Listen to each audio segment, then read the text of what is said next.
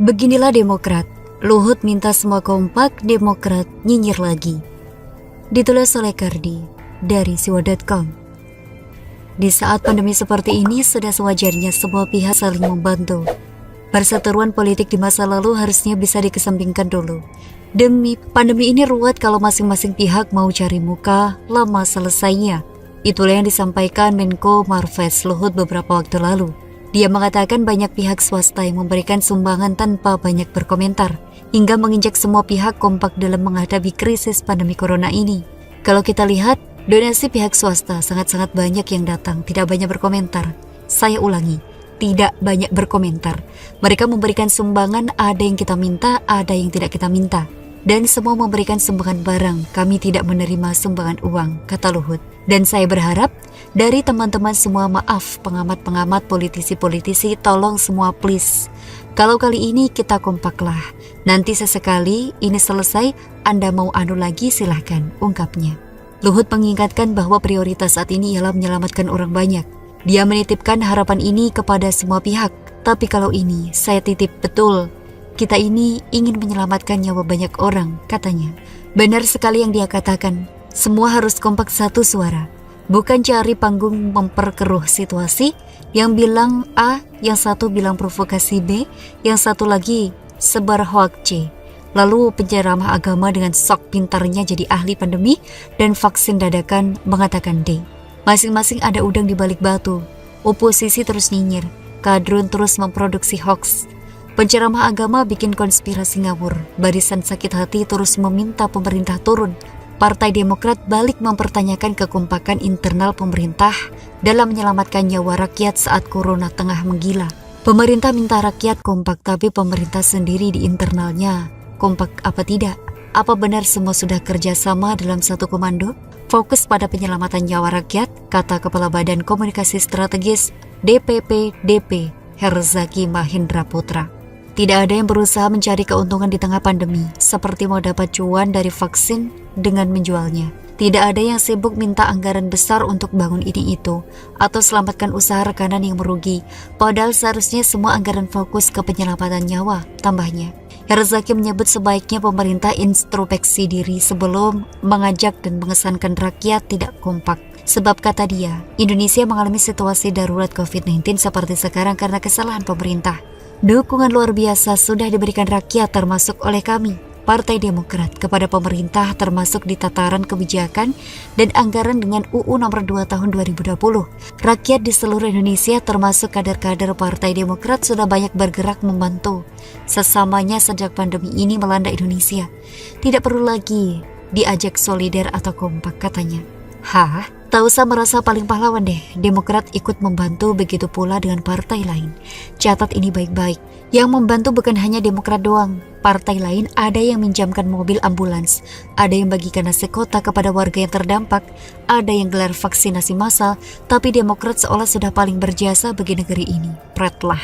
Munafiknya lagi, Demokrat terus nyinyir, partai lain tidak bisa nyinyir Demokrat. Kalau begitu modelnya, lebih baik Demokrat diam saja.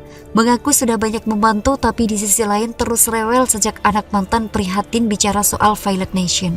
Apa gunanya? Demokrat sendiri tidak kompak, jalan sendiri dan merapat tak jelas. Ngaca dulu deh. Narasi basi yang terus diulang-ulang, kuno. Apakah tak ada cara yang baru? Bukannya memberi semangat kepada rakyat atau membantu pemerintah. Makanya gerombolan ini yang menyongsepkannya partainya sendiri karena tidak pernah ngaca. Laga sok sucinya sudah mulai mengimbangi gerombolan tukang demo pemuja nasi bungkus. Kenapa Demokrat seolah tidak mau diajak kompak? Diajak bersatu menghadapi pandemi malah nyinyir dan ngegas ugal-ugalan. Apakah itu adalah pemerintah dari partai? Diam saja sudah merupakan bagian dari menjaga kekompakan. Partai ini kalau sudah bersuara, gak ada bagus-bagusnya. Jangan ribut terus. Nanti kalau disuruh menatap Candi Hambalang, ngamuk-ngamuk kayak orang stres, marah-marah ngeblok akun lain. Bagaimana menurut Anda? Pelesiran saat pandemi, Jokowi bisa bubarkan Kementerian Prabowo, Airlangga, dan kawan-kawan. Ditulis oleh Nia Alif dari siwa.com. Di saat rakyat kecil sedang berjuang hidup dan mati dengan kebijakan PPKM dan sebagainya, para pejabat harusnya menahan diri dari bepergian apalagi sampai ke luar negeri. Lucunya kabinet kerja saat ini masih diisi orang-orang yang minim empati. Tandai saja mereka-mereka yang mau membantu negara ini saat perang melawan pandemi. Tak perlu lagi ada nama yang bersangkutan baik kandidat capres, cawapres ataupun calon menteri sekalipun di masa mendatang. Bukannya jelas di masa darurat semua tenang harusnya dicurahkan ke satu masalah. Ibarat kalau kaki sakit maka badan tak bisa dibuat bergerak meski semua bagian lain normal. Kalau saat ini masalah kesehatan bangsa sedang bermasalah, maka kementerian lain juga harus bahu-membahu ikut menyelesaikan.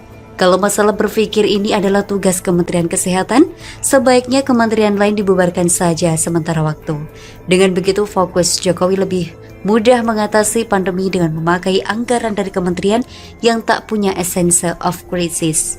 Sebelumnya seperti dilansir dari Kompas.com, Presiden Joko Widodo kecewa di tengah kasus COVID-19 tanah air sedang tinggi-tingginya, banyak menteri melakukan kunjungan kerja ke luar negeri.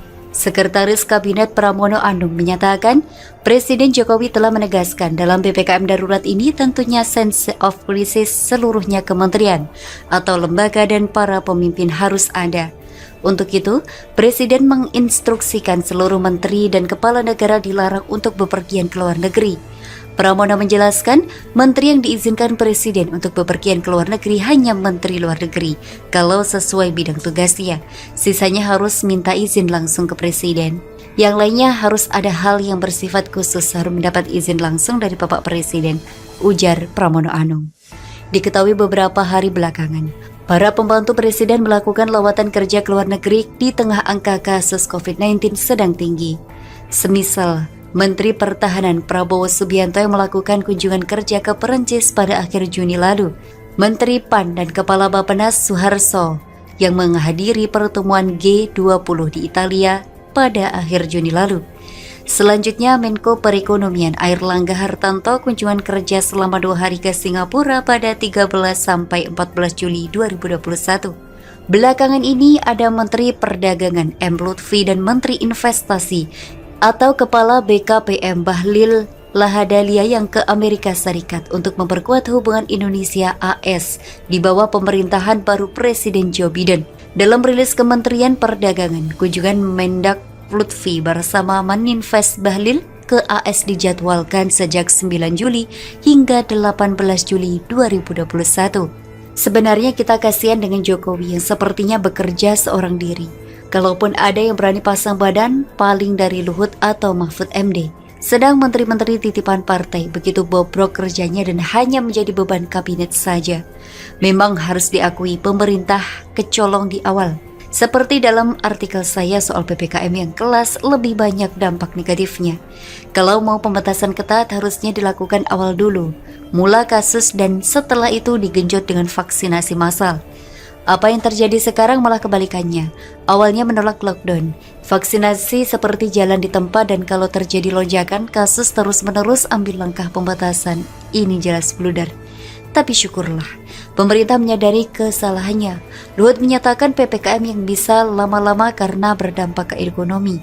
Mahfud MD menyatakan akan mempercepat vaksinasi dengan mengajari mahasiswa kedokteran dan relawan lain. Ditambah melarang adanya vaksinasi berbayar meski ini permintaan swasta sekalipun. Akhirnya artikel yang saya tulis beberapa waktu lalu bersama seruan pegiat media sosial dan beberapa penulis disambut dengan kebijakan yang lebih baik. Harusnya vaksinasi ini bisa diselesaikan sebelum untuk 180 juta jiwa setelah pengumuman lolos dari BPOM dan MUI. Tapi kita harap pemerintah bisa belajar dari kesalahan di masa lalu, karena kalau target tercapai tak perlu lagi ada PPKM dan kebijakan lain yang tak jelas.